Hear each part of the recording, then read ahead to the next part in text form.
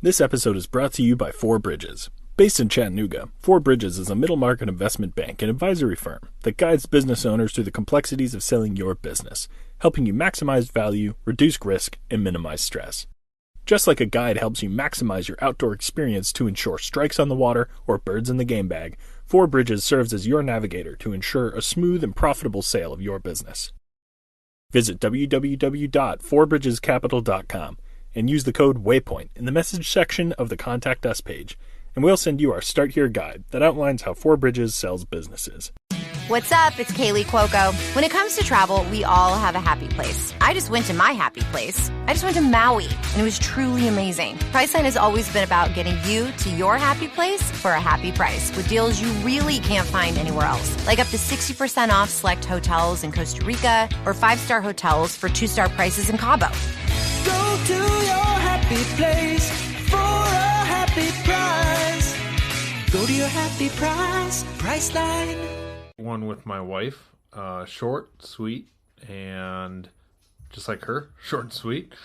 And she's never listened to a single one of my podcasts. She's not a hunter.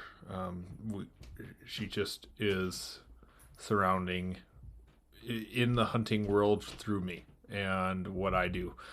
She definitely is a very understanding wife, and I'm very thankful for her to be as understanding as she is for as much as I do. So she works very hard, and her hobbies are really her kids and her work. And so very thankful for her and everything that she allows me to go do and supports me while I'm going to do. And she's running my business while I'm packaging up my orders while I'm gone, and taking care of the kids and keeping the house together. So this episode was all about not just staying married during hunting season as a kind of a silly episode title, but really about some of the communication tactics and things to discuss, and how having an understanding for each other is what is working for the hunting wife, spouse. I know it's different in every family. We can't hit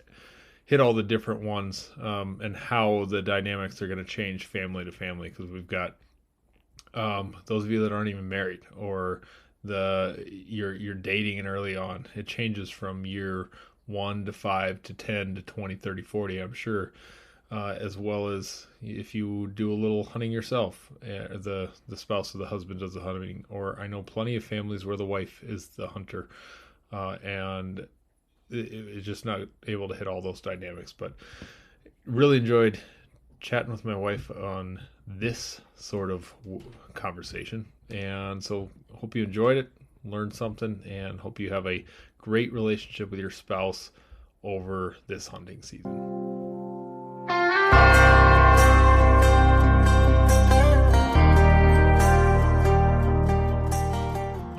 Everyone, thanks for listening to the Western Hunting Hub podcast. In this episode, I have the most special guest I've ever had, and the most expensive one.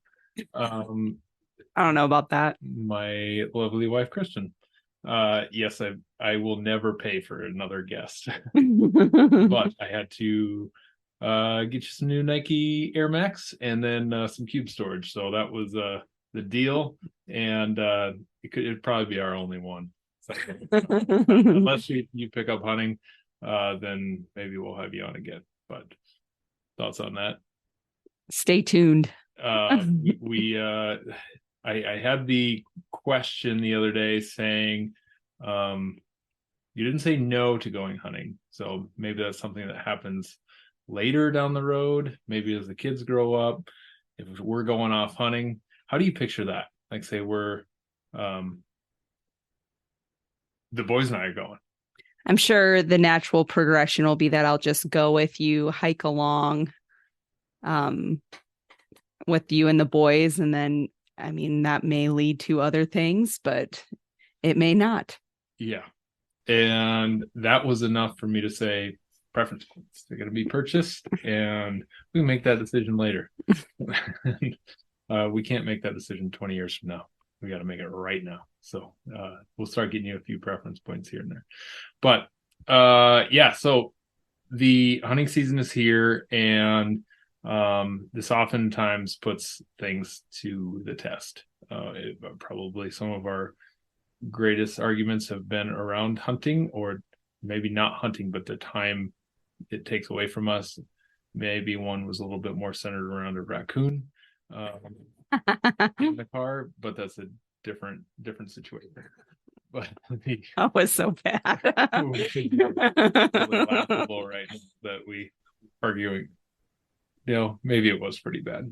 But so we've had we've been married over 10 years now, and 11.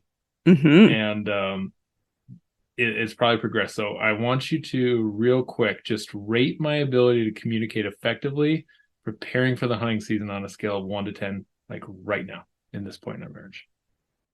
Right now, I'd say you'd be somewhere around a 6 or a 7. Okay. That would make me feel better. Give me a rating on 10 years ago. Oh, like a 2. Okay. I think it's just because me and you communicate differently, and you've had to really adjust to the way that I communicate as far as putting things into mutual calendars and just kind of how we plan out our month and our week, that kind of thing, because you kind of flew more by the seat of your pants. I feel like when we were first married versus now that we have kids, there's more logistics and variables. 6 or 7 is not great. I mean, I feel like 7's good. It's room for growth. Better than a 2. Well, yes.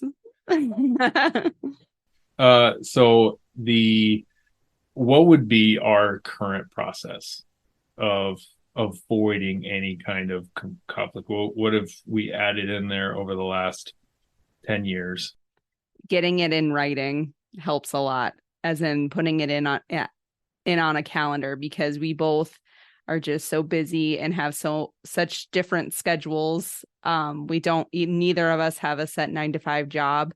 And so sometimes just telling each other when something comes up, it gets kind of lost in the mix. And so actually putting it in a calendar where you have that to refer to when you're planning your own things has been huge. What about, besides just putting in a calendar, there's more to it than that, because we miss things in the calendar, or heck, I could go put 3 weeks in October right now. That really wouldn't work. So no, it wouldn't work. What does work, or what has been effective so far with some other things besides?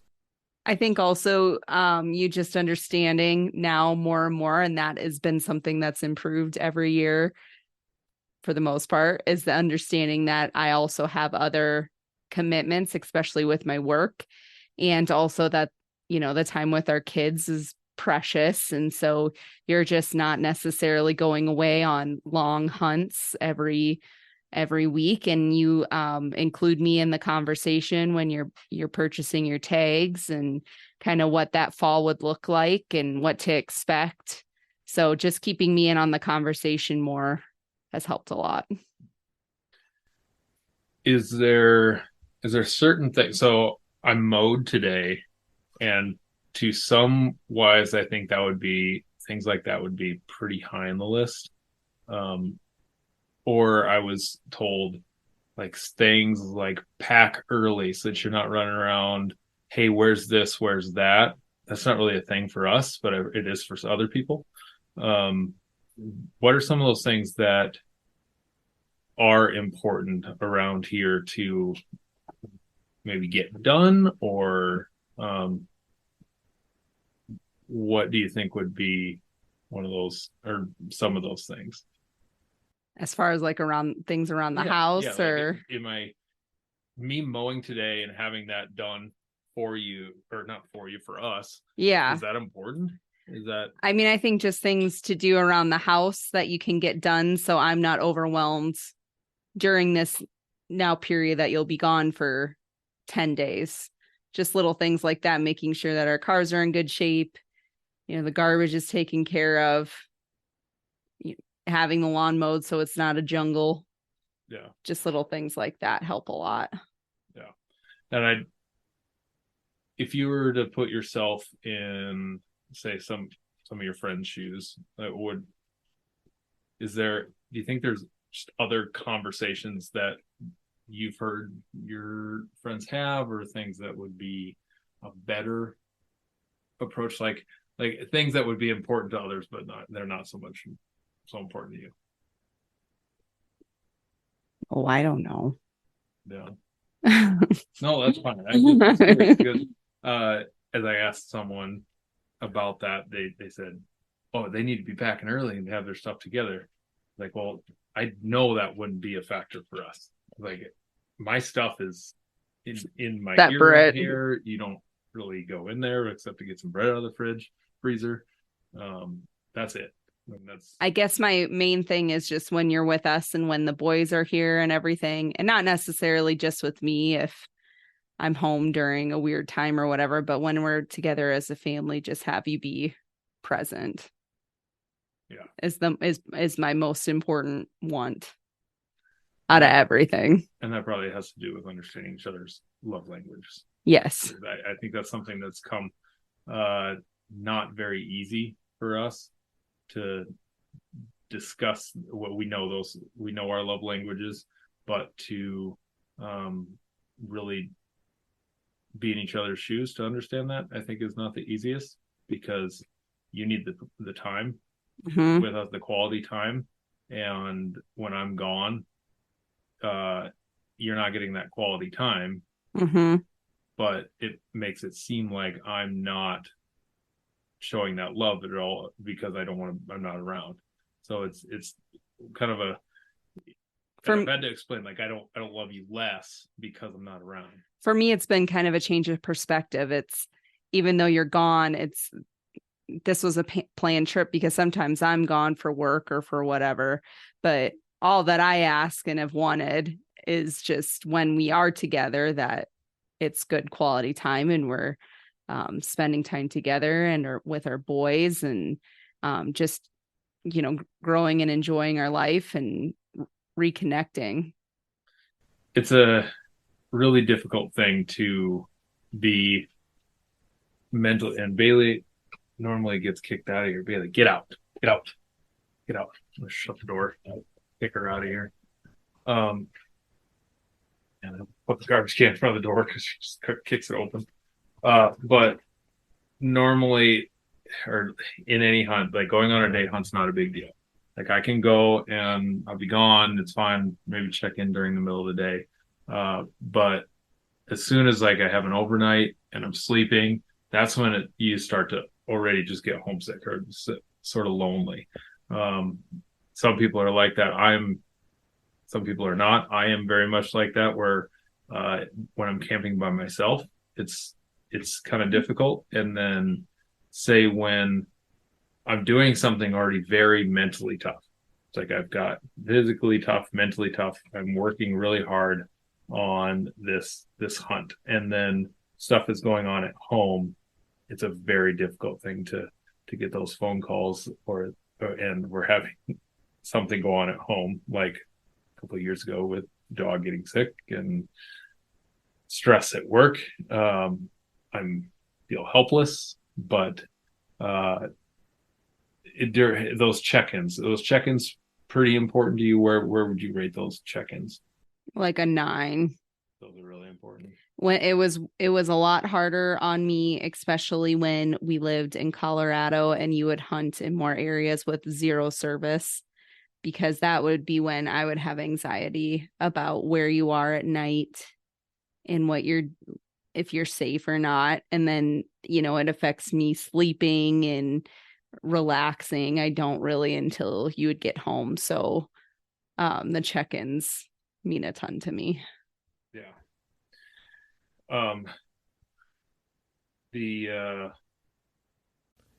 After years of fine print contracts and getting ripped off by big wireless providers, if we've learned anything, it's that there's always a catch. So when I first heard that Mint Mobile offers premium wireless starting at just $15 a month, I thought, what's the catch? But after talking to them and using their service, it all made sense. There isn't one. Mint Mobile's secret sauce is that they're the first company to sell wireless service online only. They cut out the cost of retail stores and pass those sweet savings directly to you. For anyone who hates their phone bill, Mint Mobile offers premium wireless for just $15 a month. I was hesitant about having to get a new phone and a new phone number, but with Mint, you can use your own phone with any Mint Mobile plan and keep your same phone and your same phone number along with all of your existing contacts. Mint Mobile gives you the best rate whether you're buying for one or for a family, and at Mint, families start at 2 lines. All plans come with unlimited talk and text plus high-speed data delivered on the nation's largest 5G network. Switch to Mint Mobile and get premium wireless service starting at just $15 a month. To get your new wireless plan for just $15 a month and to get the plans shipped to your door for free, go to mintmobile.com/waypoint. That is mintmobile.com/waypoint. Cut your wireless bill to $15 a month at mintmobile.com/waypoint. This episode is brought to you by FX's Welcome to Wrexham. Celebrity owners Rob McElhenney and Ryan Reynolds' small-town Welsh football club is fighting for a chance at promotion. These two Hollywood stars lead a team in the midst of history in the making, while dedicated staff and supporters hold on to a dream of returning the team and this working-class town in Wales to glory. FX's Welcome to Wrexham premieres September 12th on FX. Stream on Hulu. I get the next thing I guess I was just going to kind of get into is just like, so I do a pretty good job spending most of our money. Putting hunting as a major area of my life. It is hunting for... It is your mistress. My 40 hours a week, 44 when I get a little overtime.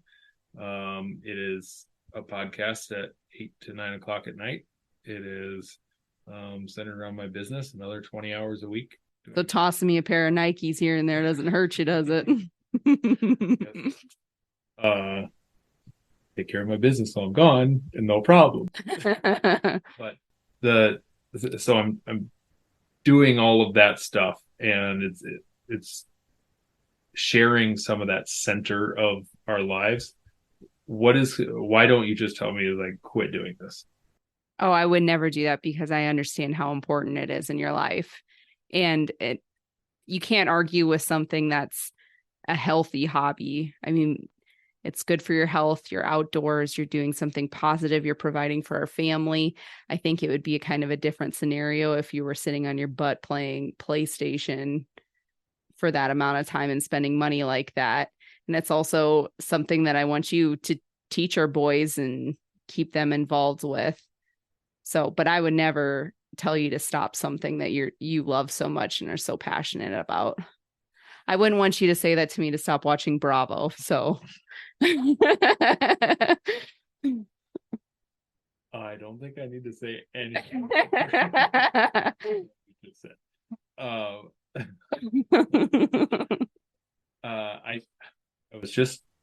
I stink right now. I don't know if you can smell me, but I just did a pretty tough workout, up my weight and in the pack and going up and down the hill. I think I finally found that thing my body is designed for. It's like I was definitely not built to be a wrestler. I guess I was built to be a basketball player, but I can't jump and don't know anything about basketball. And my 5'3" wife can outshoot me, no problem. But so I think hunting is it. Like I'm under 200 pounds and I'm 6'6" and my legs can move. So it's like the perfect fit for me to be able to get out and do this activity. But it's very, very important to me. I don't know, understand it. You said today, well, I was watching some hunting this morning. You said, this looks boring. What was your thought? Do you ever... To be fair, they were camping in a blizzard for 3 days in like a lean-to tent. So, and I said, yeah, it gets boring. There's times where it could get boring for sure. But do you ever put yourself in not that situation, but into a hunting situation with me, and how you picture that being? Now in our life, I don't really picture that scenario without our kids being with us. until maybe when we're retired. Yeah. Or towards that part of our life when our kids are grown. But I haven't really either. I Yeah. think probably more after when we're old, gray, and a little Yeah. fatter. We just don't have time to do really barely anything separate. Yeah. I mean, together, just us without our kids, it's so hard to do that. Usually right now it's one goes while the other stays. Yeah. And I just picture us ice fishing with old fogies. Yes, definitely fishing. Sitting on the ice. Yes. And doing some ice fishing. And I can't wait to. You're going to have to get me some really good boots so I don't break a hip on the ice. Yeah. Just some old cleats, and it'll be fun. And in our fishing boat when we're older, absolutely trolling for some walleye. Oh, yeah. Going to the Missouri River. I see us doing that a lot. And that'll be a purchase down the road. So we need to package some of these antlers sold. We got a truck to pay off and a boat to buy in 30 years. 30 years. 20. Would be That's when we retire. Isn't that depressing? 66. Yeah. We need to be fishing before then. But so what else could I do? What would make me jump from a 6'7" to a 9 or 10? So you got points taken off because you got how many tags last year when I just had a newborn baby? Okay, let's go 13 years ago. 3 years ago, I had 13. But 13 is like a bunch of doe tags. You buy one doe tag or one thing and you get 3. And then I get like the 2 turkey tags, and I took Ty and we went turkey hunting. So there's 5 right there on yes. the hunt I took the kids on. And then last year I got 12. Could you have cut back a little bit when I was home with a 4-month-old going back to my career? Do you understand how hard that is? Do you understand how hard it is to have a new baby and go back to your job? Yeah. So this year, you've told me what you prefer me to do. What is that? To just hunt more locally, right? To not do as many local hunts, but then to focus on the one big hunt that you care about the most. A few bigger hunts instead of a bunch of little ones. Let me run away. Because I feel like we don't need to have 4 dead deer hanging from our shed. I mean, we can. I know you've done it before, but I'm just thinking if we can put the money and the energy towards you doing something that's more special now at this point in your hunting career, then that's more important. So I have my Colorado. I'm only hunting in one other state this year, and could have happened the other way around, where I have another 2 states on top of it. Well, I'm not as hormonal anymore, so you can start. That's the all clear. Within reason. But taking Dad, that's an important hunt. Like yes, it was almost non-negotiable. Yes, correct. Non-negotiable. And I did not say a single thing. It's probably Dad and I's last over-the-counter Colorado hunt. Just for the sake of it, Colorado's changing for one. That has nothing to do with Dad getting a little older, but it's also that is things are changing there. So I'm looking at other states and looking for those adventures. I want to go somewhere else as well. But so just this one, and then I got to do my birthday hunt. I love my archery birthday hunt. And November calms down for you and for work, so that works out. That I can go take a little time to do that. I did pick up a little boy tag here and there for me and him to do later on to go shoot some does. But I don't mind that at all. I never have. Yeah. So Ty and I can go on it. I'll maybe leave Colt this time. That was a little much. But we'll take him on that hunt. He says he wants to sit in a tree stand with me. I could see him liking that. I gotta see if one of the harnesses at work will fit him or something. Yeah. I don't know. I don't know. And then I have really, really been wanting to archery antelope hunt. I've been really wanting to. So anyway, I went from 13, 12 to this year, West River deer, my 2 tags with tie, and antelope tag. I've got 5. Oh, and there's a doe archery tag. 6. Paddlefish tag.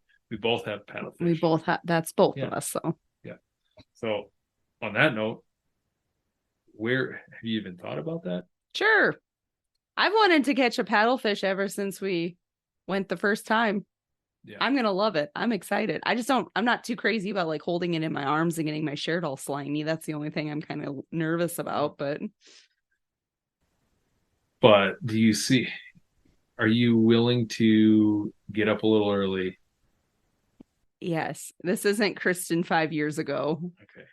A little early, go claim a spot, get on the river, and then just get a workout in. This is an oblique workout. We just twist and I have pull. no problem with that. Okay. All right, so that'd be fun.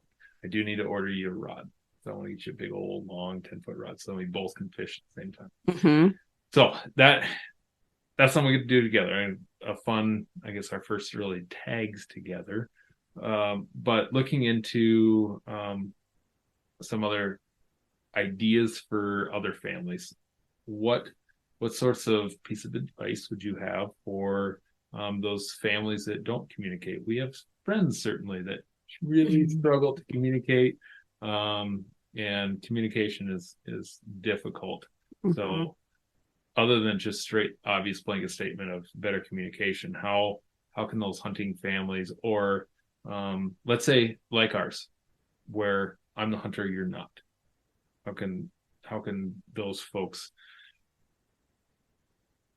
manage that situation a little bit better? I think really understanding how your significant other communicates and processes information. I think you've kind of understood that I don't do well when you pile on more things when I'm already overwhelmed. So I think you kind of pick your battles and know when to tell me about these hunts, when is it a good time. But I also think just having your spouse included in the conversation as much as possible. Don't make plans exactly without them involved. Ask their opinion and get their advice so both of you feel comfortable with. I think it would be weird if we both were the hunters, and we've got friends that are that as well. Yeah. It's a whole different dynamic. Like they're taking turns. I heard of a couple that's got an interesting dynamic that when the one has the tag, the other one's just along and going along, because otherwise it's the husband mansplaining the entire time and saying this is what we don't do. But I think they have it figured out by deciding that, okay, it is the wife's hunt or her tag, so she makes the calls. And that would obviously be in a family where the wife or the husband have equal experience or understanding of that. Obviously, if you hold a tag, I'm going to guide you along a lot more than, because you're going to look at me like, I don't know what I'm doing. You're not gonna have a clue. No. So you'd rely on me there. But if there's those couples that do have those equal experiences, then having a clear expectation that this is my tag, you're just along for it and helping me. I think that'd be a weird thing. And I'm okay that you are not super into hunting. Like I'm okay with it. Like that's my. I sure hope so. Get away. I don't. I just every once in a while it'd be fun when I think about it down the road, be able to go do something together. And I'd love, because that's what I do for a living. I get to show people every year. Like a bunch of people, 20, 30 people, show them their first deer, and they shoot their first deer with me, and their excitement. And since kids, we haven't done it. I haven't done it as much, but before we ever had kids in Colorado, I would go sit in the camper while you went out and hunted just so we could have time together at night, or I'd go out with you and scout some, or just, and I like doing that stuff. I have no problem doing it. It's just now it's just not doable at this time of our lives. But no, you had a turkey tag once, and Ty was little, and we sat in the blind, and he was loud, and yeah. The biggest mistake was that you wore your Nike pants, whatever, yoga pants. Oh yeah. Yeah, and then I tried to crawl because there was some turkeys. And I didn't like that. No. Okay, so I wanted to keep this nice and short and sweet. And I will say the other hunting mistake was this year when we went pheasant hunting and you expected me to walk through drifts up to my elbows. yes, I also put you in the wrong. So right after that, we purchased some higher dollar, actually, Ridge Patrol pants, and they have a new 2.0 pant coming out right now.